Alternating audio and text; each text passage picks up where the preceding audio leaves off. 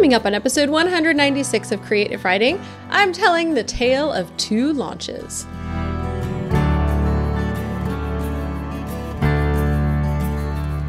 I can't go back to sleep, it's almost light. These restless thoughts have kept me up again tonight. Hello and welcome to Creative Writing. This is the podcast for you, an author who wants to sell more books without being smarmy. And I'm your host, Kirsten Oliphant. I'm so glad you're here, whether it's your first or 196th time listening to this podcast. And I'm also very excited to talk today about the tale of two launches, where I'm going to share some specifics. I can talk from two of my launches this year, one in September and one in October. Now, I want to give a caveat before we get into these because they're very different in how I launched, but I don't think the takeaway is not launch like this, not like that. The takeaway is there are lots of different ways to launch, lots of different ways that you can fail. And I hope to give some general kind of understanding of things that you should look for, things that you can consider as you're launching. So I don't want to say my point in this, the takeaway again, is not launch like me, pick this launch over that launch. It's consider all of the different things and factors that might go into a launch. That's what we're talking about, not so much just launch like this. Okay, now that I've said that, if you want to find the show notes for this episode, you can go to creativewriting.com/196.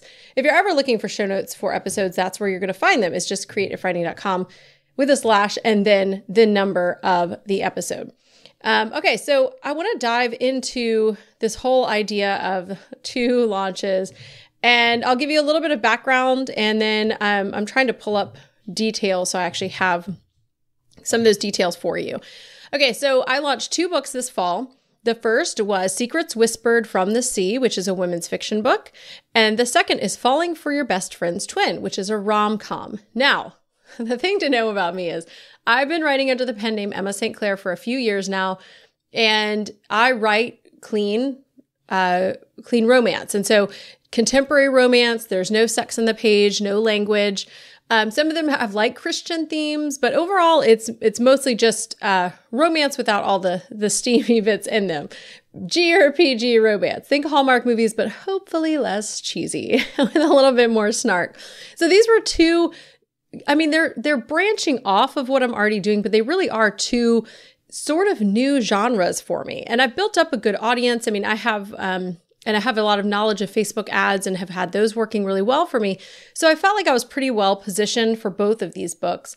I'd been planning to write the rom-coms for over a year. I actually started writing the book that I published this year, that I published October 2020. I started it in October 2019. I tend to get ideas and then start writing the book and then leave them so that whenever I finish a book and I kind of go into that creative depression that I tend to go into whenever I finish a book, I can actually have something started because I love starting things, but it's not a blank page. It's already, maybe a couple thousand words. I think I had about 5,000 words, one or two chapters written for this rom-com. And the women's fiction is a spinoff of my Sandover Beach series, which is a romance series. And so it had some of the same characters and felt like a pretty natural lead-in, even though it was women's fiction. But again, these are two fairly different categories, but related to what I was already doing. So it was somewhat new. And I think I expected them both to go fairly well because of that, because it wasn't anything new. I mean, my books have humor, which is one of the reasons I thought about writing rom-com, because I would get reviews that said things like people were laughing out loud. So the first book, Secrets Whispered from the Sea, I had been planning this for quite some time. I had planned out a launch, and my Sandover Beach books, I had taken them wide and have done really well with them. I've gotten a couple of book bubs, so I figured I would actually try launching wide. And if you haven't listened to my episode on going wide, that is episode 193. So you can go back and listen to that. But wide basically means it's on multiple retailers. It might be on Apple Books, or I think none of mine are on Google Play yet, and Nook and Kobo and other places, versus exclusive to Kindle Unlimited. And so they're just on Amazon, and they can be read in Kindle Unlimited, which is Amazon's subscription service. So this was my very first book to launch wide, because the Sandover Beach series, I recovered them, but they were all a year or so old. Like, they're all a year or more old. When I took them wide, I think the newest one was maybe 6 months old when I moved them wide, and I was able to get a couple book bubs, and I've actually had the best sales ever. Even before the book bubs, the best sales ever on that series once I recovered them and took them wide. And so those have done well. So I just kind of thought with the women's fiction, we'll try it. Okay. So here's how that worked. Not well. just to be clear, it did not work very well. So I launched it, I think around September 16th. September 17th. And, I made about $30, and then I sent an email and made about $160, or maybe I had a pre-order up on it. But, I basically, I'm kind of going through my sales. I was making like $20 to $50 a day, some days like $10 a day on the book. It just really didn't go well. And my plan for launch was launch at full price, which was $4.99. The cover, and I'd done research. There's a lot of women's fiction out there. The cover matches. It is actually women's fiction. It takes place at a beach. It's a spinoff of my other romance series taking place at a beach, and the cover is similar to those covers. Did all the things you're kind of supposed to do in terms of writing to market and all that. And it just wasn't working. I mean, I'm looking all the way through. For the first month of the book, it made about $20 a day. And then I switched it into Kindle Unlimited. So, and the reason I did that was honestly, I was running Facebook ads because I know how to run ads. I was running Amazon ads, and they were not working. And so I think the blur was a part of it because the cover is not really an issue. The cover is gorgeous and totally to market. And so I just think the blurb was a mess. So I hired somebody and then kind of tweaked what they did and messed with the blurb. And that helped a little bit. But I decided I've never launched into I've never launched wide. All my books launch into Kindle Unlimited. And my readership that I've built over the past few years is mostly people reading in KU. I have not focused, even though I've had great sales on my wide books, I haven't intentionally focused on growing a list of wide readers who pay full price for books rather than paying that one subscription price and reading everything. And they really are, in some ways, two different kinds of readers. I'm a KU reader. I read about a book a day, and I'm a lot more willing to read not amazing books or to give somebody new a try because I'm paying that monthly fee. And if I don't like it, I can send it back. I'm not paying $4.99 for a book that I may not like. So Kindle Unlimited readers tend to be a little bit less discerning, I'll say, because they're able to take a book out and then put it back if they don't like it versus paying that full price. So I really, if you're going to go wide, and I think that's a great strategy, it's one I'd like to adopt overall, not just for one of my series, long term, to not just have books in Kindle Unlimited, but it takes a bit more work. You really need to work on building up that audience. And even though I've sold a lot of wide books in my Sandover series, I don't think I've done a good job organically list building through that series to get those wide readers. And I don't have my list segmented in that way. So I will say, if you're going to go wide, I think those things are important. I have a lot of older readers who are on a fixed income and they can only read in KU. So when I launched this book, a lot of my own readers didn't buy it because it was $4.99. It wasn't in KU, and that was a shift for them. So they might have been interested, and it was a different genre, even though it was a spinoff of a series that's well loved by my readers. So that was an issue, or a few issues there. So I did switch it into KU just to try to salvage some of what was going on. That did help a little bit with my ads, although I just really did not see ads working super well for the book. Overall, even once I changed the blurb, they did get better, but it just didn't work all that well. And so the other thing that happened, and I'll say this, is that I really didn't enjoy writing the book. It has great reviews. People did really enjoy it, even the people who don't usually read women's fiction. There was some romance in it, so I did have those readers in mind. But I didn't enjoy it. I was finishing it up in the days of virtual schooling, which was so bad at our house with 5 kids, 4 of them in school. It was a mess. And so I really didn't enjoy it. Didn't enjoy the launch. My plan to launch and just do ads really just didn't work because the ads didn't work. And so that moving it to KU salvaged some of the money. So I'm trying to look to see how much that's actually made. So hang on. I'm checking boxes as we go here. Okay. So when I look at how that book is done from September 1st to December 1st, so from the top, well, actually it didn't launch till September I think 17th is when it launched. From September 17th onward, I've made just over $1,500 with that book, and a little more wide, but I didn't have a ton of wide sales. So I sold 248 copies of the book and 13 print sales, and then I've had 155,000 page reads. So overall, the book just didn't do all that well, even though this is a pretty hot genre. It just hasn't done all that well. And I don't even have ads running to it now. There is going to be a second book coming out.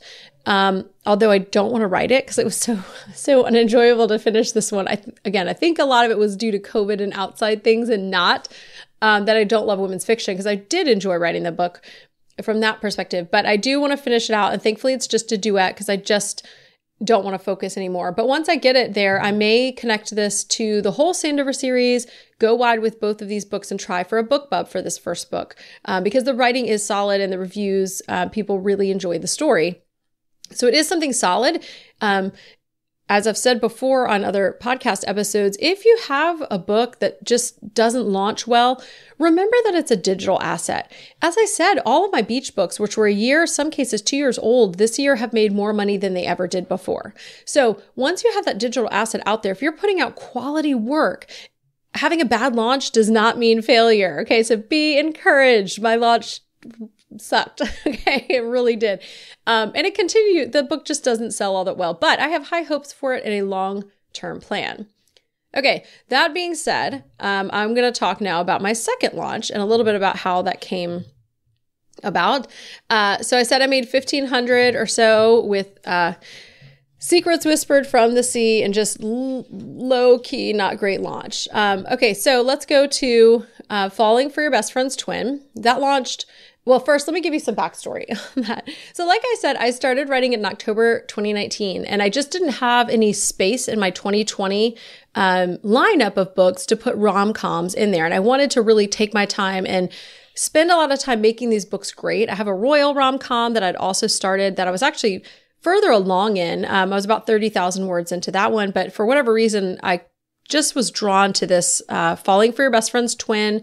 Very obvious tropes in this series. In fact, it's called Love Cliches. There's 5 books following a series of characters who are interconnected that's roommates in the same house. And so after having this a little bit heavier women's fiction book and COVID and virtual school, I just dove into this rom-com, and it was the most refreshing thing. I finished the book in about 2 weeks, and I don't think I've done an episode on speed, which I should really do. In case you're wondering, because I always have people like, how do you do that? I do know other people that write quickly, but it's honestly just something I can do. And I didn't know that I could do it, because my first books took years to write, and then months. And then the more I wrote, the more my confidence built. And I like to do a lot of things fast, except I always joke, I don't run fast, but I do a lot of other things very quickly and enjoy it. So this book just came out. I do a lot of writing on the elliptical machine, typing into my phone. I can do an elliptical for an hour and get about 2,000 to 3,000 words down. And I get in a zone. I think the endorphins help, but really some of my very best writing comes from there. But I also write on the computer. I bought a new word processor. I forgot what it's called. Alpha Smart, I think, that I'm about to start because we're going on a vacation. So I'm going to take that and do some writing. But wrote the book in about 2 weeks. Got a little terrified that it went so quickly. Had a friend, fellow rom-com writer, Sarah Adams, who wrote The Match and the Enemy, which are great, amazing books. Really loved those this year. So she read through it, gave some feedback. And I went ahead. I hadn't planned to publish this book this year.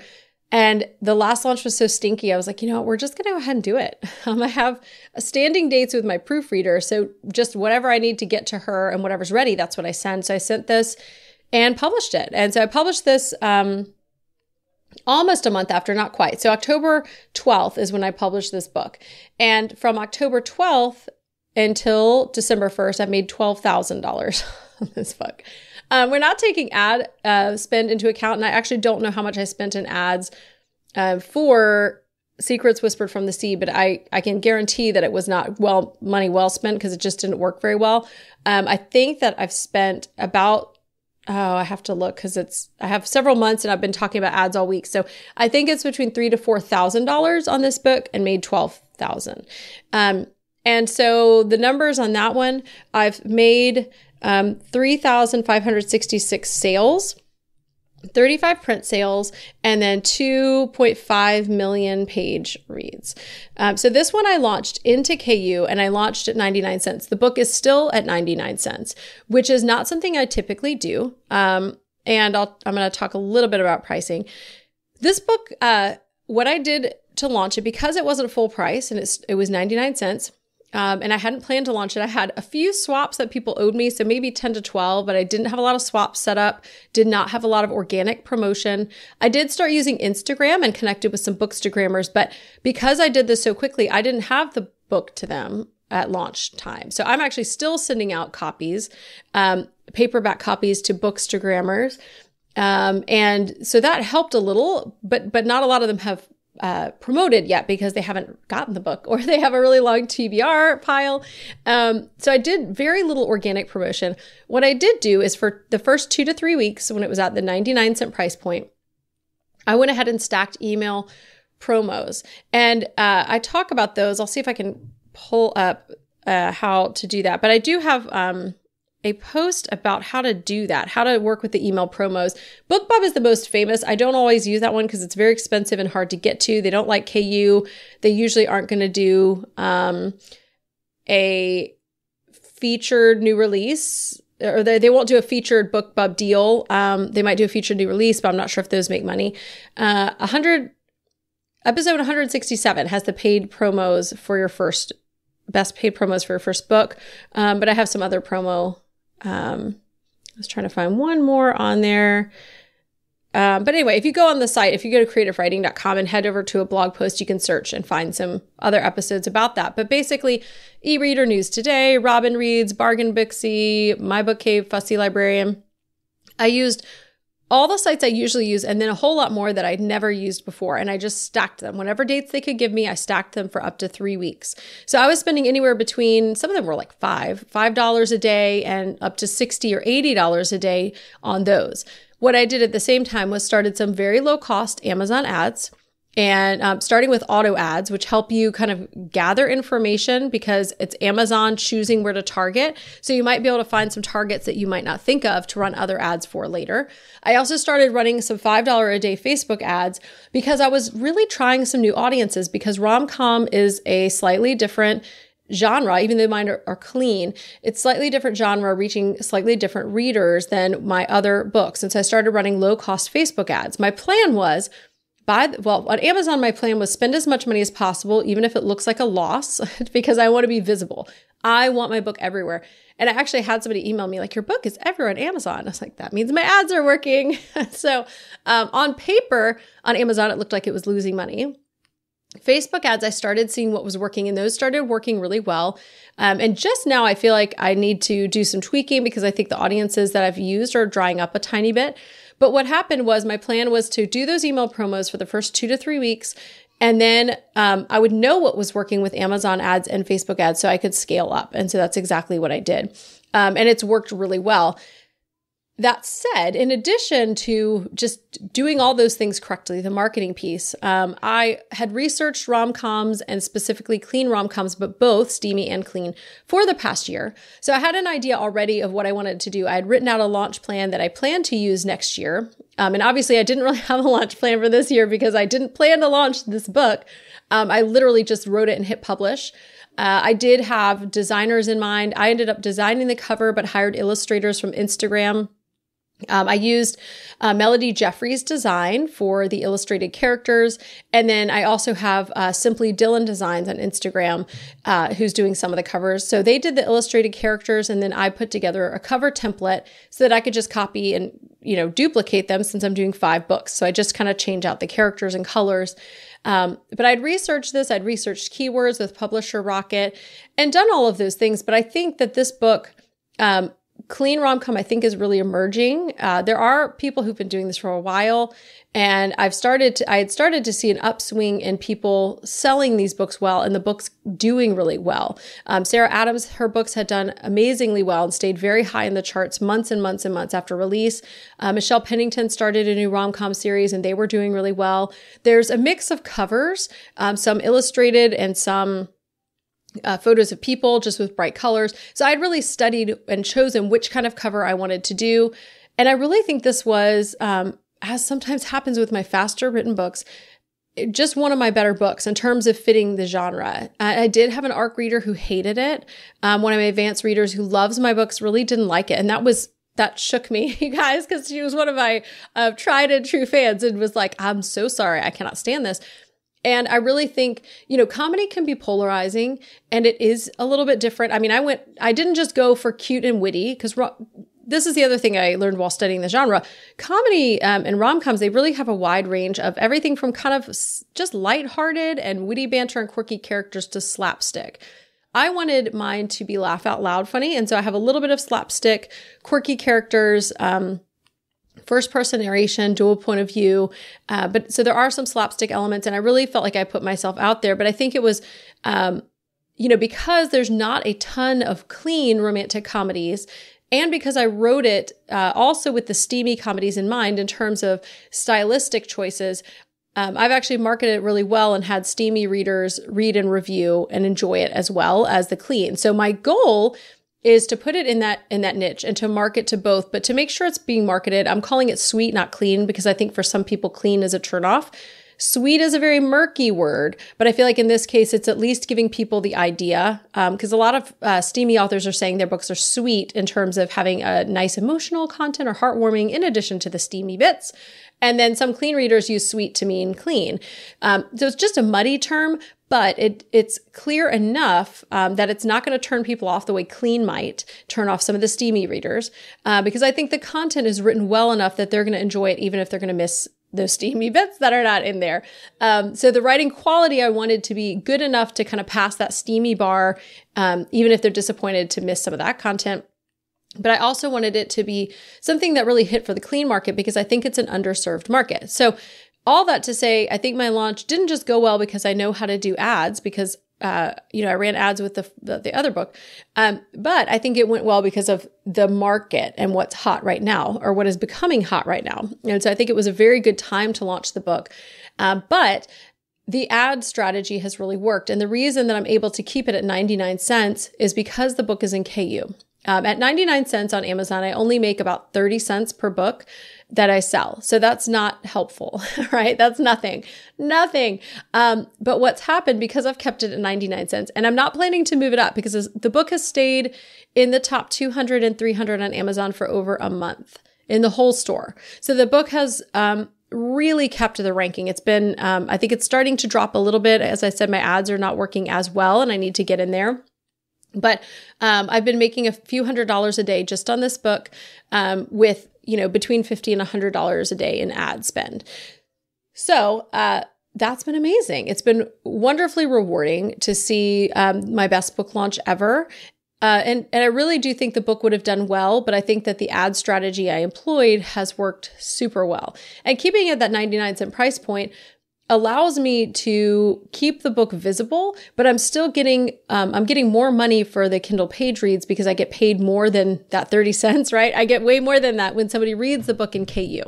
I do, in addition to that, I have the second book up for pre-order, and I have, the last time I checked, about 1,200 pre-orders, which is more than 4 times my highest number of pre-orders. I never push pre-orders very much. I did put them in the back of the book. I did a bonus scene from the book and had an email sign up, which at first was required, and then I made it optional after some reviews complained. The book is complete, but the bonus scene is kind of the happily ever after.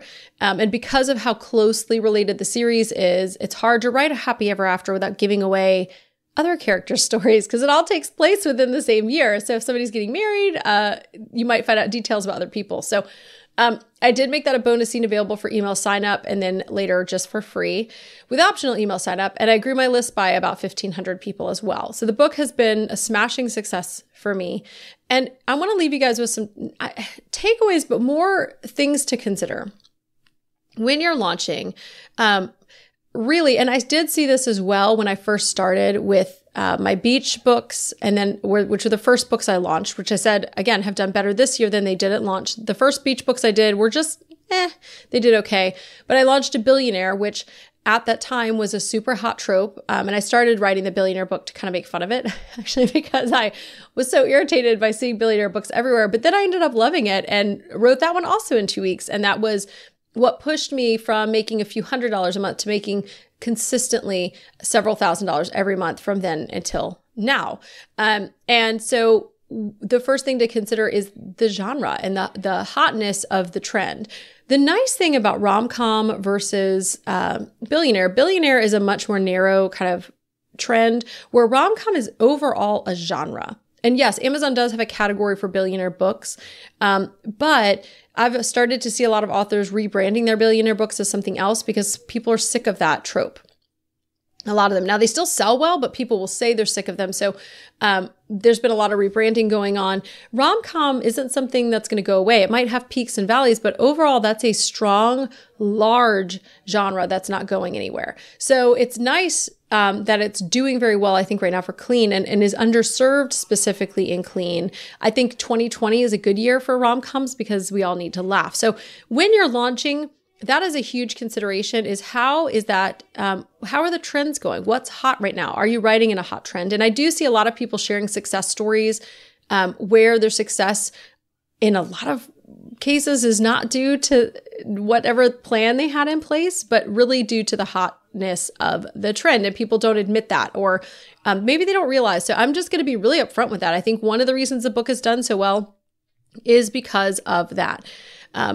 The other thing, so I want you to consider that when you're considering your launch, you should have some expectations based on the genre. The other thing to consider is your price point. Are you launching at full price? Are you launching at 99 cents? For a long time, it sort of seems like the more established you are, the more awesome of an author you are, launching at full price is like that holy grail. It feels to me, and this might just be me and not how authors present it, but like, one day you'll launch at full price too. And it feels like this thing you need to attain. And I'm trying as much as possible to let go of things and not be precious about them or prideful about them. Because really to me, it's about the bottom line. If I was, I don't think this book would have done as well because I wouldn't have been able to start with all of those email promos, which is something I've used in the past. And if you don't have ads knowledge, if you don't know how to run Facebook ads and Amazon ads, that is your best bet, is to try those. They don't all work well, but they're going to work better for you than nothing. They're going to work better than newsletter swaps for the most part. And there's no learning curve. Okay. You pay the money and they email their list of hungry readers. So I do think that the pricing point, if you want to launch at full price and you can do it, great. But there's nothing wrong with 99-cent launches. And I think sometimes, I know I have gotten the impression from more established authors sometimes that if you're launching at 99 cents, there's like this, I used to be like that too, and now I've grown out of it. I mean, cool, that's great for you. But to me, it's about the bottom line. And if launching at 99 cents, even if I've been around for 3 years, it'd feel pretty established. If that makes me more money, I'm going with the 99-cent launch. So I just had to stop being precious about that. And I actually know some authors who have kept whole series permanently at 99 cents because they're making that money through KU. So that leads to the third consideration. If you're launching wide to multiple retailers or KU, if you're launching wide and if you're selling your books wide, it takes a lot more work. Okay. You might, I know some authors will say they've sold more copies on Amazon because they're wide because people can't get it in KU. But it really is a different readership, and you really do have to build that. It takes a little bit more work, and it's a lot more of a long game. So when you're considering launching, you should kind of temper your expectations if you're launching wide to realize it's just a little bit more of a challenge, especially if you're newer, because KU, because people can get a book and then return it, and they're not paying the full price, even the full 99 cent, if that's what you're doing, they're more willing to give you a chance and read.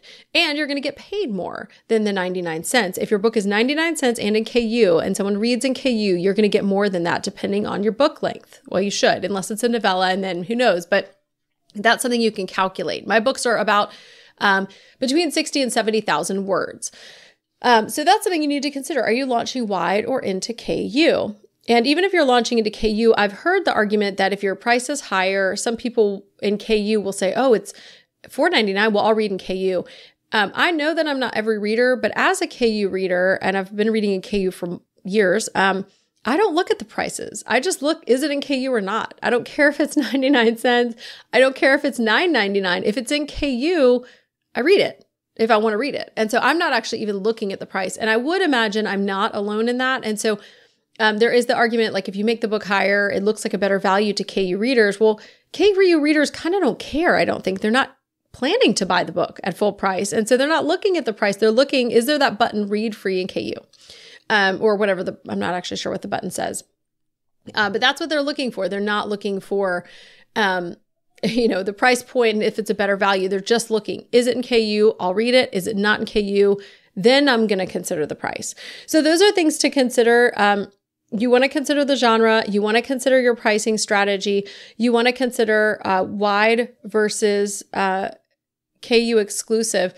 And then, the other things to consider, what is your strategy with launch? Do you have money to invest in ads? Do you know ads well? If you don't know ads well and you don't have a ton of money, those email promo sites are really a great bet for you because, if your cover is to market, if your blurb is solid, you're going to find that you're going to make sales with those email promos, but your book does have to be on sale. So you can't use those unless you're having a sale couple of days or if your book is on 99 cents for launch. So those are some of the things that you need to consider. Your own audience. How big is your audience? How willing are they to buy? Are they KU readers or wide readers? Like I found my readers are so much in KU that when I launched a book wide at full price, they just aren't going to come and buy. Now, if I had the book for sale and had launched wide, but at 99 cents, then it might have been different. But I was planning to write the second book and then try for a BookBub. So I didn't want to discount the book to 99 cents. So that was a mistake, I think, on my part, was not to try a 99-cent launch with my wide book and do the email promo sites, but be at 99 cents. And so that's something else that you can consider. Because I made a couple choices, wide and full price with that one. And I think that really hurt me because my current audience was not enough of a wide audience because I hadn't built it. And then I wasn't able to start with those promo sites. And then my ads just really didn't work so well for that book the way they had for my other beach books. I mean, I thought I knew which audiences to target because my other beach books, and I knew which ads did well for them. So as you're considering your launch, don't be precious about stuff. Don't be precious about your cover. If it's not to market, get another cover because it's going to make the difference in sales. Study the market and know. Like I said, I'd been studying the rom-com market for over a year, both in Steamy and in Clean, before I launched the book. So even though I launched with virtually no plan in place, because I hadn't planned to launch Falling for Your Best Friend's Twin until 2021, I already had the book pretty well positioned. It was written well, and I had things in place. I had knowledge in place. I had already kind of contracted the illustrators and everything else. So I was ready to do it. So just don't be precious about the cover. Don't be precious about your price. Don't feel like you have anything to prove by doing a full price versus a, 99-cent launch. And also, I feel like there's kind of this cool stigma right now with, I guess stigma is not the right word, but like kind of cool points if you're going wide right now, which is awesome if you're going wide. But don't be precious about that either. If you're, think about your goals. And long term, yes, I would love to have all my books wide, but for now, I'm making a killing in KU and I'm not going to change that. Yes, that means I depend more on Amazon for my income, and Amazon can change things. The money I've made, that $12,000 could turn into $10,000 or $8,000 depending on how much they pay out for this last month for the page reads. If it goes down a bit, my income's going to look down, right? And you don't get paid for 3 months. So I can't actually touch that money now, but the point stands. So don't be precious about things. Study the market, consider the trends, consider your audience and platform.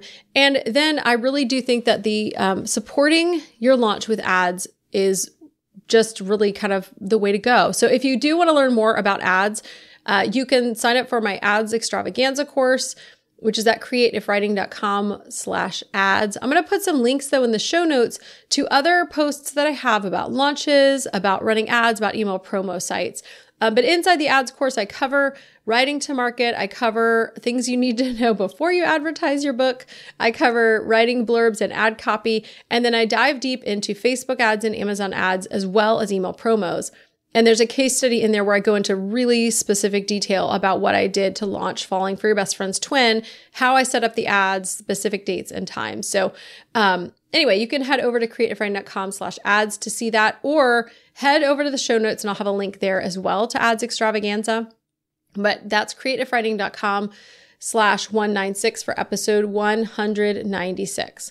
I hope this is encouraging to you. And I just want to say, if your launch fails, as mine did in September, there's always hope. You have a digital asset that can earn money for years to come. So dust yourself off. It's okay if you need to pivot like I did, and just keep writing and keep marketing. That's the best advice I can give you. And if you want support from a community, you can head over to my Facebook group, creativewriting.com/community, or sign up for my weekly emails where I share resources, tips, and tricks, and more. I'm probably going to take a lot of December off just because we've got kids coming home from school and family things and, Christmas, that whole thing.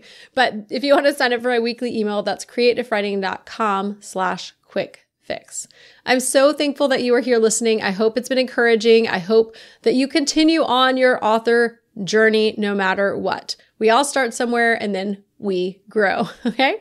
Thanks so much to Jasmine Commerce of Jasmine Commerce Music for the music you're currently hearing and for every week's music on the show. Now it's time for you to go out and create content that you love and serve your people well.